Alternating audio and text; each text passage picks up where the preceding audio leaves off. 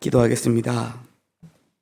하나님 아버지, 오늘도 이 하루를 우리에게 허락하여 주시고 또 이 하루를 주님 앞에 나와 함께 예배함으로 기도함으로 시작하게 하심을 감사를 드립니다. 하나님, 올해도 상반기를 모두 마치고 이제 하반기의 첫날을 맞이합니다. 하나님, 저희가 돌아보면 올 한 해 상반기에도 하나님 동행하여 주시며 또 저희를 인도해 주신 그 크신 은혜가 너무나도 많은데 우리가 그것에 감사하지 못하고 살아간 일은 없는지 우리 삶을 돌아보기 원합니다. 하나님이 하루하루 우리에게 하나님의 은혜로 채우시지 아니하시면 우린 단 하루도 살아갈 수 없는 존재임을 고백합니다. 언제나 하나님의 은혜를 우리가 바라보게 하여 주시고 또 주신 은혜에 감사함으로 하루하루를 살아가게 하여 주시옵소서. 우리가 그렇게 감사함으로 살아갈 때에 하나님의 은혜가 더욱더 우리 안에 충만히 차고 넘칠 것을 사모합니다. 하나님, 우리가 온 마음과 정성으로 하나님 앞에 예배드리며 어제는 또 거룩한 주일을 보냈습니다.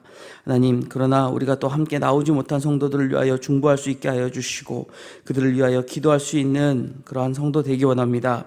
우리가 서로를 사랑으로 돌아보며 사랑으로 권면하며 사랑으로 하나 되어 섬겨 주님의 몸된 교회를 세워나가는 영화교회 될 수 있도록 함께하여 주시옵소서. 하나님, 이 나라 이 민족을 위하여 간구합니다. 계속해서 들리고 있는 저 북한의 도발 소식으로 인하여 많은 이들이 불안한 가운데 있습니다. 특별히 우리 자녀를 군에 보낸 우리 가족들이 있습니다. 하나님, 이 불안한 상황 가운데서도 안보하시고 지키시는 분이 여호와 하나님이심을 우리가 말씀을 통해 깨닫게 하시오니 우리가 두려워하는 것이 아니라 마음속에 평안이 있게 하여 주시고 이 나라 이 민족을 위하여 더욱 기도로 간구하는 자들 되게 하여 주시옵소서. 하나님, 이 나라 국가 지도자들을 주님께서 지켜주시고 그들에게 지혜를 주셔서 정말 국정 운영에 조금도 부족함이 없도록 하나님 함께하여 주시옵소서. 무엇보다 저들 가운데에 하나님을 두려워할 줄 아는 마음이 있기를 원합니다. 내가 높은 자리에 앉아서 나의 뜻대로 내가 원하는 대로 그 일을 행해 나아가는 것이 아니라 하나님 주시는 지혜로 정말 국민을 생각하고 이 국가 민족을 생각하며 자기에게 주어진 일 하나하나를 감당해 나아가는 지도자들 되게 하여 주시옵소서. 정의와 공의를 행하게 하여 주시며 하나님의 뜻을 거스리지 않는 그러한 나라 민족 될 수 있도록 하나님 함께하여 주시옵소서. 이 땅 가운데 하나님 복음을 전해주셨습니다. 그것이 얼마나 크고 귀한 일인지 얼마나 감사한 일인지를 저희가 깨닫게 하여 주시고 하나님, 저희가 이 복음을 더욱더 전하기에 애쓰고 힘쓰는 자들 되게 하여 주시옵소서. 이 나라 이 민족을 위하여 간구하는 하나님의 백성들의 기도를 들으시며 이 나라 가운데 하나님의 은혜와 평강이 더욱더 풍성히 차고 넘치게 하여 주시옵소서. 곳곳에서 들려오는 사건 사고의 소식들을 접하게 됩니다. 하나님, 이 땅 가운데에 안전사고가 일어나지 않을 수 있도록 하나님 붙들어 주시고 저희에게 경각심을 일깨워 주사 저희에게 맡겨진 일을 감당할 때에 작은 일 하나에도 충성되이 감당할 수 있는 저희가 되게 하여 주시옵소서. 하나님, 아직도 이 세계 가운데에 많은 곳에서 전쟁의 소식이 들려옵니다. 벌써 2년이 넘게 들려오는 저 우크라이나와 러시아의 전쟁의 소식이 얼마나 많은 피해를 입히고 또 얼마나 많은 사람들이 슬퍼하며 또 아파하는지를 저희가 바라보게 됩니다. 그저 다른 나라의 소식이라고 저희가 넘어가는 것이 아니라 그 나라 그 민족이 정말 그 땅도 하나님 사랑하는 그러한 민족이고 또 하나님 기뻐하시는 땅이었음을 저희가 기억하며 저들을 위해 기도하게 하여 주시옵소서. 사랑의 하나님, 또한 저희에게 새 성전을 건축할 기회를 주심에 감사를 드립니다. 하나님, 장마철을 맞이하여 또 많은 비가 예상되는 가운데에 저희가 염려하고 있지만 모든 일을 주관하신 하나님께서 또 이른 비와 늦은 비로 때에 따라 이 비를 허락하시며 이 공사도 하나님 보시기에 순적하게 모든 공정이 이루어지게 하실 것을 믿습니다. 그곳에서 애쓰고 힘쓰며 일하는 모든 인부들 가운데 특별히 안전사고가 발생하지 아니할 수 있도록 지금 지켜보호하여 주시고 저들 마음 가운데에서도 정말 이 성전을 지어가는 것이 하나님 앞에 귀하고 복된 이름을 알 수 있게 하여 주시며 또 그들 가운데 하나님을 알지 못한 자들이 이 건물을 지음으로 하나님 살아계심을 느낌으로 하나님을 믿고 또 복음을 영접할 수 있는 기회가 되게 하여 주시옵소서. 지혜를 주시옵소서. 저희가 헤쳐나가야 할 많은 상황들이 있습니다. 저희가 바라볼 때에는 그저 막막하고 답답한 일들일지 모르지만 하나님의 그 계획 가운데에서는 하나하나 하나님의 영광을 드러낼 일인 줄 믿사오니 하나님 친히 주관하여 주시옵소서. 하나님, 저희가 서로 관심과 사랑으로 세워나가는 공동체가 되기 원합니다. 영화교회를 통하여 이 지역에 더 많은 이들에게 복음이 전파되게 하여 주시고 정말 말씀이 필요한 자들에게 다가갈 수 있는 교회 되게 하여 주시옵소서. 또한 이 교회를 찾는 발걸음들이 있습니다. 하나님을 만날 수 있는 기회가 열려있는 교회 되게 하여 주시옵소서. 또 이곳을 찾아 정말 하나님의 사랑을 경험할 수 있는 그러한 교회 되게 하여 주시옵소서. 정말 믿음의 방주의 역할을 잘 감당하는 우리 영화교회 될 수 있도록 함께 하여 주시옵소서. 한 학기 동안 또 구역을 이끌어 나아가느라 수고한 모든 구역 리더들 하나님이 크신 은혜로 채우셔서 각 구역마다 하나님의 은혜가 더욱 차고 넘치게 하여 주시옵소서. 또 여름방학을 맞이합니다. 여름방학 가운데에서도 하나님의 은혜를 서로 나눔으로 또 서로를 돌아보고 중보함으로 더욱 그 은혜가 풍성해지는 각 구역들 되게 하여 주시옵소서. 맡겨진 사명을 감당하는데 조금도 부족함이 없는 리더들 되게 하여 주시옵소서. 각 선교회 가운데에서도 하나님 함께 하여 주시고 선교회 모임을 통하여 교회 봉사를 통하여 하나님을 섬김을 통하여 하나님 주신 크신 은혜를 경험케 하여 주시고 하나님 앞에 더욱 충성된 저희 모두가 될 수 있도록 함께하여 주시옵소서. 이 시간 세미나 참석차 출타 중이신 담임 목사님 하나님 영육간의 강건함을 채우시고 세미나를 통하여 더욱 큰 은혜를 부으사 또 그 은혜가 우리 모든 성도들에게 전달될 수 있도록 하나님 붙들어 주시옵소서. 세계 열방 가운데 주의 복음을 전하는 모든 선교사님들 주님 함께하여 주시고 더워진 날씨 가운데에서도 건강을 잃지 않을 수 있도록 건강을 붙들어 주시며 맡겨주신 사역 가운데에 또 함께하는 공동체 가운데에 하나님의 은혜와 평강이 차고 넘치게 하여 주시옵소서. 이 시간 해외 유학 출타 중인 성도들이 있습니다. 군에서 복무 중인 우리의 자녀들이 있습니다. 병상에서 하루를 맞이하는 교우들이 있습니다. 하나님 주의 자녀들이 어디에 있든지 주님의 크신 은혜와 인도하신 가운데 거하게 하여 주시옵소서. 이 시간도 주의 말씀 사모하는 마음으로 주님 앞에 나왔사오니 주의 말씀 들을 때에 이 말씀 가운데 역사하시는 하나님의 음성을 듣게 하여 주시옵소서.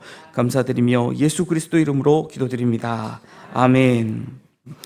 계속해서 열왕기하 6장 1절에서 14절의 말씀 저희가 함께 봉독하도록 하겠습니다. 열왕기하 6장 1절에서 14절의 말씀 이제 저와 함께 한 목소리로 봉독하도록 하겠습니다. 선지자의 제자들이 엘리사에게 이르되 보소서 우리가 당신과 함께 거주하는 이곳이 우리에게는 좁으니 우리가 요단으로 가서 거기서 각각 한 제목을 가져다가 그곳에 우리가 거주할 처소를 세우사이다 하니 엘리사가 이르되 가라 하는지라. 그 하나가 이르되 청하건대 당신도 하소서 하니 엘리사가 이르되 내가 가리라 하고 드디어 그들과 함께 가니라.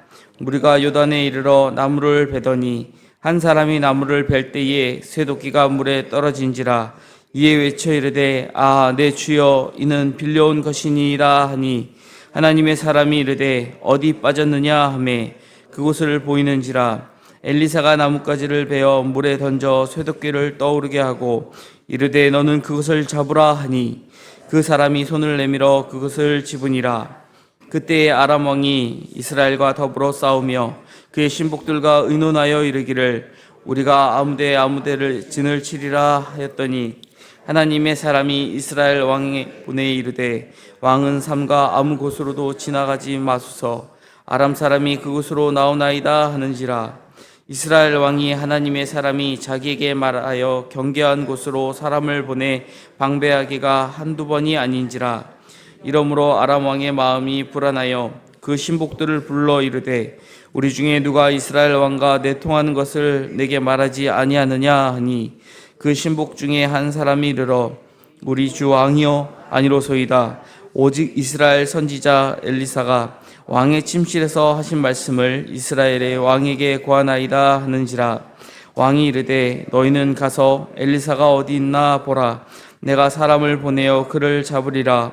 왕에게 아뢰어 이르되 보라 그가 도단에 있도다 하나이다. 왕이 이에 말과 병거와 많은 군사를 보내매 그들이 이 밤에 가서 그 성읍을 에워쌌더라. 아멘. 이 본문에서 두 가지의 이적을 또 저희가 보게 됩니다. 열왕기 상하의 저자는 엘리사의 사역이 이제 사적인 영역에서 조금 더 공적인 영역으로 확장되는 장면을 이 6장에서부터 보여주고 있습니다. 오늘 본문을 통해서 우리는 크고 작은 그 모든 일 가운데에 하나님의 공급과 보호를 구해야 한다라는 것을 볼 수 있게 됩니다. 먼저 1절에서 7절의 말씀을 보면 여기에는 엘리사의 지도하에 생도들이 그들이 거주하고 있는 그곳이 이제 좁아서 조금 더 넓은 곳을 이제 짓기 위하여 목재를 구하기 위하여 이 요단으로 가는 그곳에서 벌목을 하는 그런 장면이 그려져 있습니다.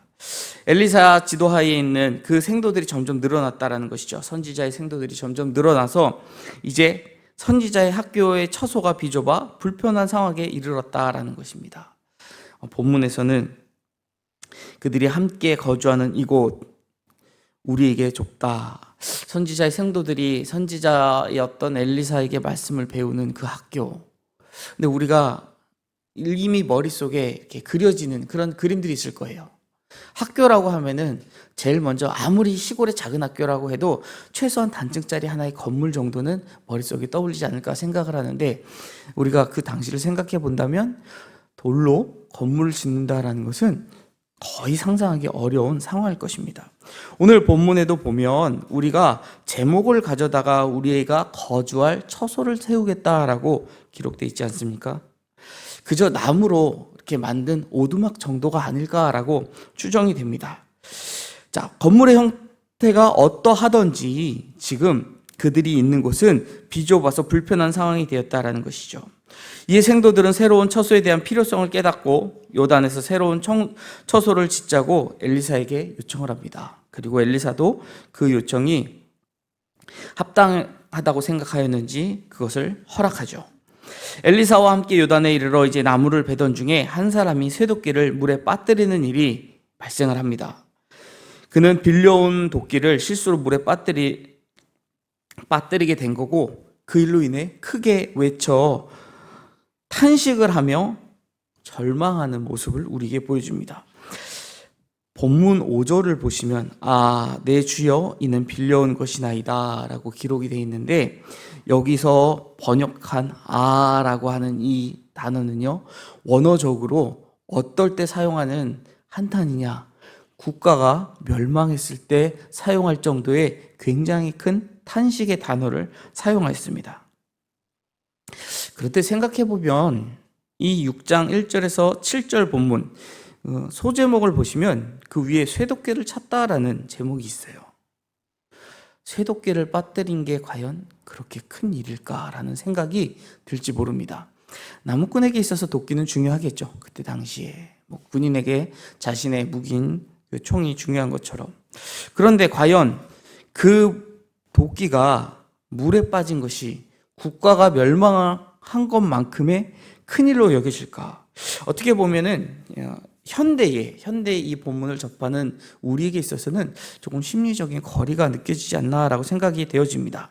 또 뿐만 아니라 지금의 상황을 보면은요, 엘리사가 이 6장 전에 행했던 이적들은 어떻게 보면은 생명과 직결되는 문제들에 대해서 해결을 했었던 이적들입니다.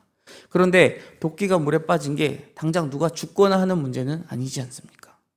물론 빌려온 도끼이기 때문에 문제가 될 수 있습니다. 일단 경제적인 문제가 되겠죠.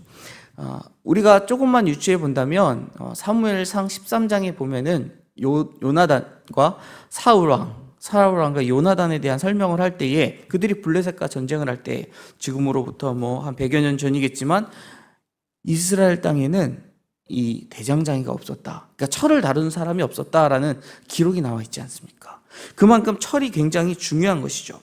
우리가 다이아몬드나 금 이런 귀금속이 중요한 이유는 그 물질이 갖고 있는 희소성 때문이지 않습니까? 그러니까 이 쇠로 만든 연장이 굉장히 비싸고 중요했을 수 있습니다. 그러다 보니 그것을 잃어버렸다는 것, 이것은 더구나 빌려왔기 때문에 그것을 갚아야 하는 경제적인 문제가 될 수 있습니다. 또한 사회적, 도덕적 문제가 될 수 있죠. 그때 당시에 다른 사람의 물건을 빌렸다가 그것을 갚지 못하면 자신과 혹은 그 값어치가 충분히 인정되지 않는다라고 한다면 자식들, 가족들까지 다 종으로 팔려야 하는 상황이었기 때문에 그렇습니다. 그런데 어떻게 보면은 그냥 쇠도끼 하나 잊어버린 것 넘어갈 수 있고, 그들이 또 어떻게 해서 그것을 변상해 줄 수 있는, 개인적으로 일한 것이 아니라 우리가 공동체를 위해 한 일이기 때문에 어떻게 한다면 그것을 해결할 수 있을지도 모릅니다. 그리고 엘리사가 행했던 기적을 보면 이런 경제적인 어려움 얼마든지 해결할 수도 있을 그런 일일 수 있다 생각할 수 있죠. 하지만 조용히 지나갈 법한 이 작은 실수에 하나님께서는요, 중력의 법칙을 거스리는 그러한 기적으로 그들에게 응답하여 주셨다라는 것이죠. 탄식하는 사람, 내 주여 이는 빌려온 것이니이다.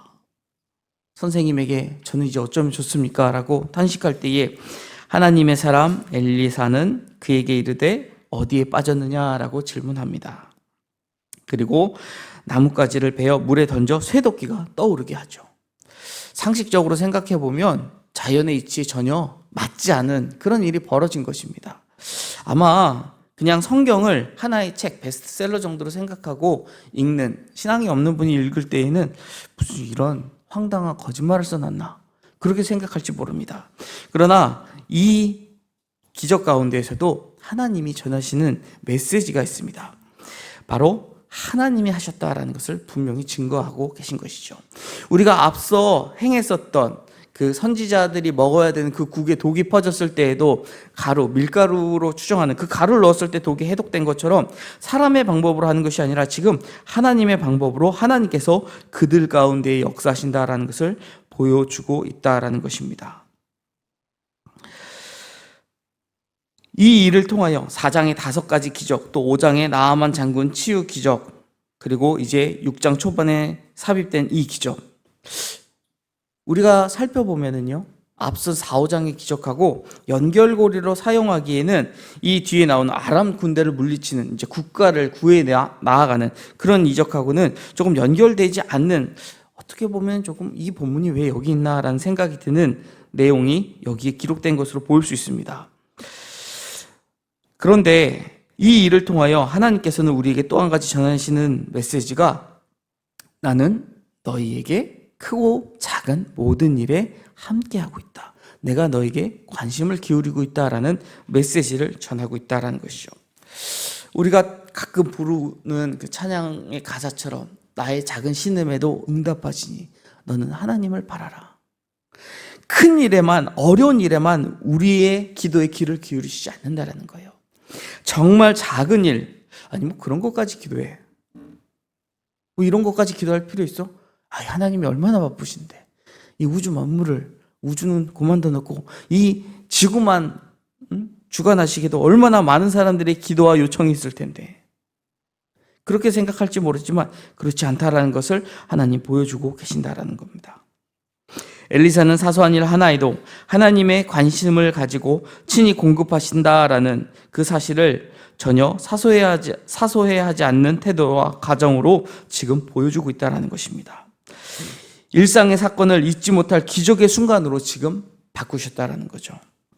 얼마든지 벌목을 하다가 생길 수 있는 그 사소했던 일상 가운데 일어날 수 있었던 사건이 그들 모두가 보는 가운데 도무지 이해할 수 없는 기적의 순간으로 변화되었다는 것입니다. 사랑하는 여러분, 나라를 구하고 민족을 살리는 그런 대단한 일뿐만 아니라 정말 우리 삶 가운데 작은 한숨에도 응답하시고 공급하시는 하나님을 우리는 잊지 말아야 할 것입니다. 그냥 지나가면 우리에게는 일상이 될지 모릅니다. 하지만 그 일상 가운데 우리가 기도하면 그것은 곧 기적과 이적으로 우리가 경험하는 하나님의 은혜로 바뀌게 된다는 것이죠. 다음으로 8절에서 14절의 말씀을 보면 우리를 보호하시는 하나님의 능력이 나타납니다. 엘리사의 공적인 사역으로 아람 왕 군대를 격퇴하는 기사가 이제 본격적으로 시작이 됩니다. 아람 왕이 이스라엘을 치기 위해 진지를 정하고 구축하려고 할 때마다 이스라엘 왕이 사람을 보내서 그곳을 방비합니다.